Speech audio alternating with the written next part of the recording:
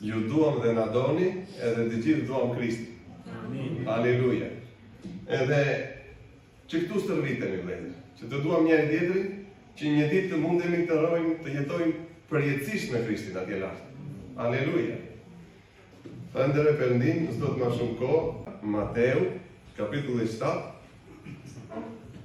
Edhe nga vargu 24.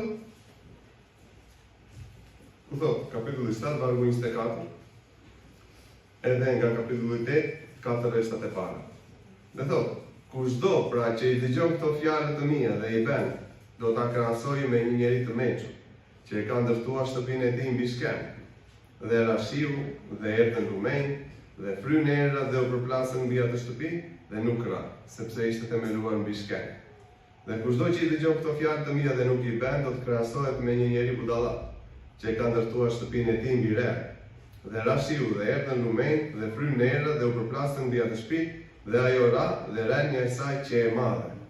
Dhe ndodhi që kur Jezusi mbaroi këto fjalë, turmat mbetën të habitura nga doktrina e tij, sepse ai i mësonte si një njeri, si një që ka autoritet dhe jo si skribët. Kapitulli 8, vargu i parë dhe në 4. Tani kur ai zbriti nga mali, turma të mëdha e ndiqnin dhe ja një lebros erdhi dhe e adhuroi, duke thënë: O Zot, po të duash mund të më pastrosh. Dhe Jezusi e shtriu dorën, e preku dhe i tha: Dua, qofsh si pastruar. Dhe menjëherë lebra e tij u pastrua. Atëherë Jezusi i tha: Ruhu, se ja tregon kujt, por shko paraqitu te prifti dhe shpir dhuratën që ka urdhëruar Mojsiu, si dëshmi për ta. Amen, vëllezër.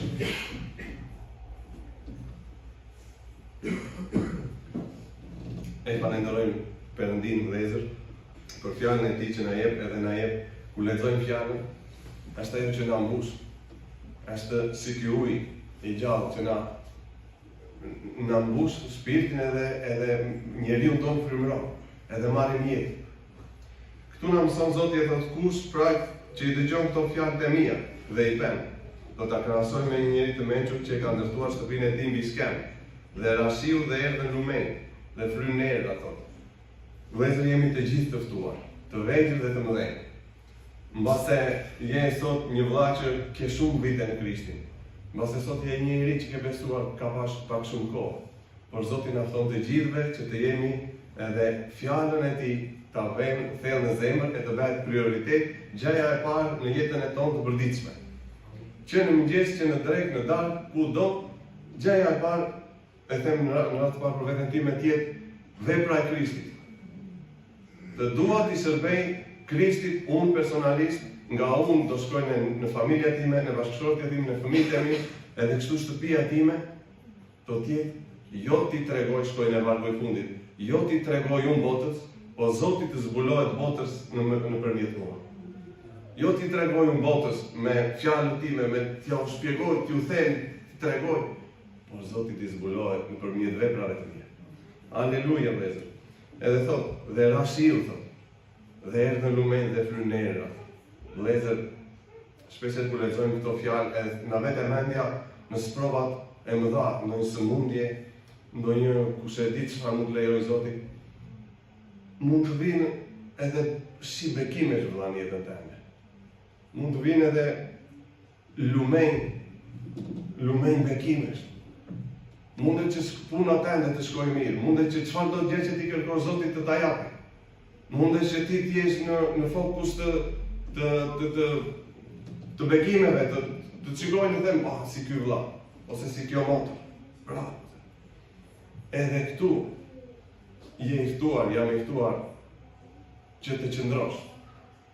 Edhe kur bekimit të derdhen në familjen tënde, edhe kur shiu i lavdis Perëndis të jetë bollshëm në familjen tënde, në shtëpinë tënde, në veprën tënde. Edhe këtu Zoti na fton që të jemi të qëndrojmë në Zot. Të mos fokusohemi në mora atë që i kërkoja Zoti, tani mbaroj. E kam atë i kërkoja Zoti që të martohesh, i kërkoja Zoti bëja fëmijë, tash e bëra fëmijë, tash i kërkoja Zoti që më jete një punë, tash puna time, nxjerr të ardhurat të mira, do shkoj këtu, do shkoj atje. Jo, edhe këtu qëndrosh, duhet të qëndroj të shërbej Zotit. Edhe çfarë, akoma dhe më shumë. Tani, jam mirë me familjen time, jam mirë nga ana ekonomike, kam marrë atë nevojën që kisha, që i kërkoja Zotit. Akoma dhe më shumë të shërbej Zotit. Akoma dhe më shumë. Edhe thot, ku përplasën, mund të përplasën bekimet e Perëndisë. Me të vine, të t'japë Zotit, të bekoj Zotje. Edhe këtu kjesh themelin Jezus Krishti, sytë në Zotit. Zot tha, kemi gjua shpesher dhe zi, i kërkom të më jep Zot një makinë, kem një makinë që të shërbej ty. E moj një makinë në supa me. Jo, do t'i shërbejmë Zotit me makinë, për vlezrit, për motrat, në shërbim të veprës të Perëndisë. Aleluja. Edhe thot, dhe kushdo që i dëgjon këto fjalë të mia dhe nuk i bën, do të krahasohet me një njeri budalla që i ka ndërtuar shtëpinë e tij mbi re. Edhe shtëpia tonë është Krishti dhe themeli tonë është Jezus Krishti. Është shumë si ta thuash,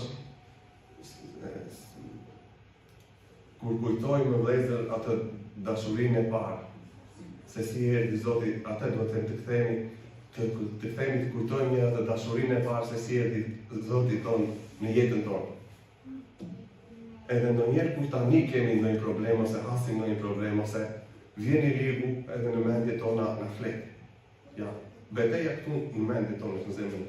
Ja jo motra, ja i vlla, ja kështu, jo njëra, ja tjetra, ja probleme. Edhe ndonjëherë vëllezër e kthej mendjen e them, ku është i dashuri i zemrës time? Kurse unë tani mendoj gjëra të tilla.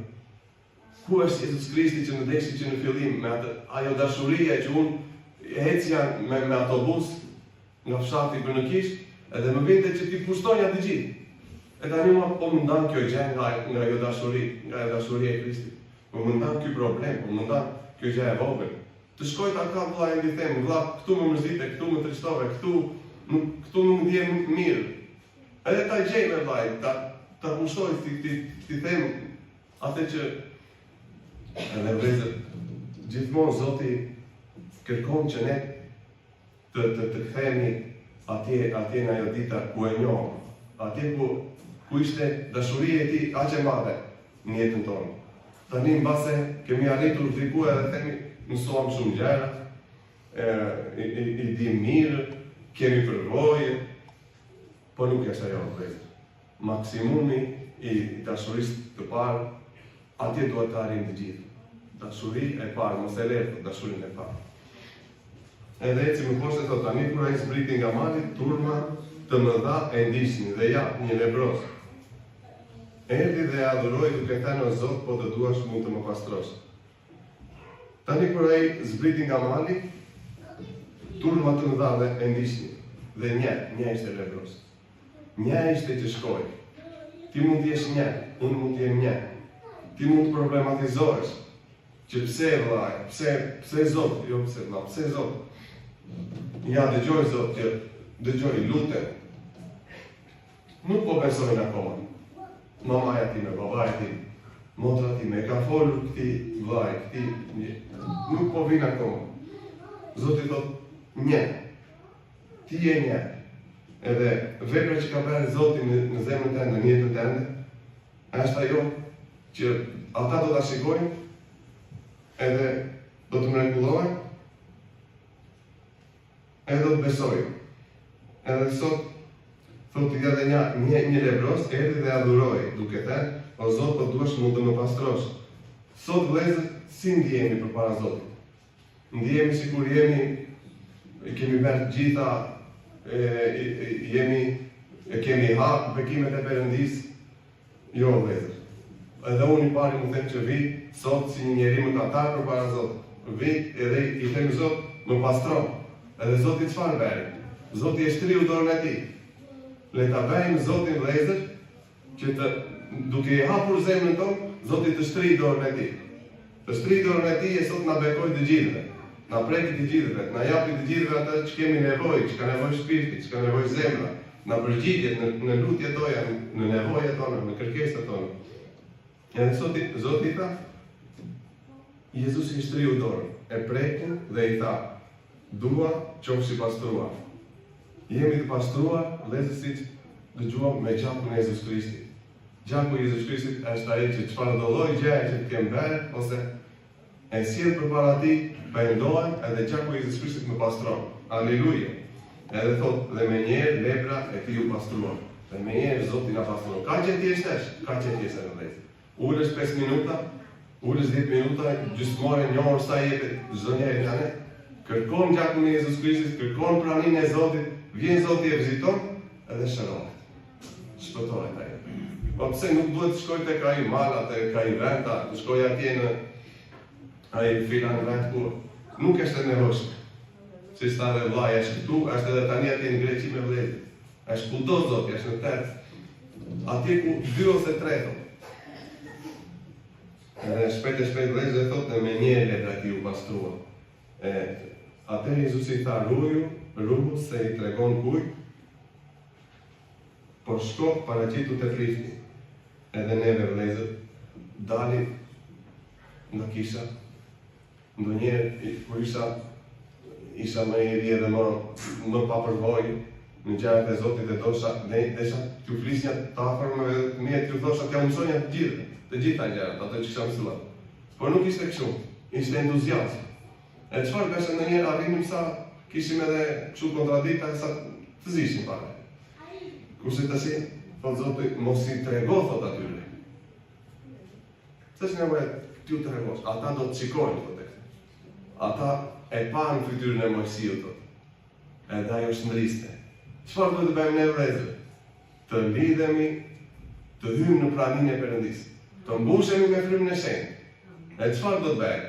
Zoti do të tregojë atyre për ty. Zoti do të zbulojë atyre për ty edhe për mua. Edhe fytyra tënde do jetë diçka tjetër. E hishtme, i bukur, edhe Perëndia do të jetë vetë ai që do të shndrisë. Edhe thot, shko tregojo, shko thot, rruju se mos i trego atyre. Mos i trego se nuk kuptojnë vëllezër. Unë i kuptoj gjërat që unë flis një përpara se të besonja me një vllaç krishterë. Unë shkoj në xhami, edhe ishim kështu kontradikt. Edhe i kuptoj që unë atë nuk e kuptoj. Edhe lavdi Zotit që mos sjell ndonjë ti nuk e kuptoj atë, as ata nuk të kuptojnë ty, por çfarë? Mbushur me frymën e shenjtë, mbushur me praninë e Perëndisë, ata do të kuptojnë. Do të shikojnë këtë ndryshim. Po shko paraqitu te Krishti dhe shpjeg dhuratën që ka urdhëruar Mojsiu. Mojsiu është ndërmjetësi atyre i ligjit të Mojsiut. Kurse Mojsiu tonë kush është? Jezus Krishti. Aleluja. Edhe ndërmjetësi tonë. Shpjeg dhuratën. Çfarë ka dhuratë Zoti? Zoti ju bekon. Fali, jepi nga koha tënde, t'jam nga koha time. Të shkëmbej një fjalë, t'jem kripa për në një bashkësi, në familja, në afërmi, në puna, t'jem drita atyre. Aleluja, kjo është vëllezër edhe si dëshmi për ta. Edhe Zoti do të punoj, sepse Zoti është ai që e tha do t'iki, por do të le frymën time, edhe fryma time do të banoj jo vetëm me ju, por do të jetë brenda jush. Aleluja vëllezër, Zoti na bekoj gjithë.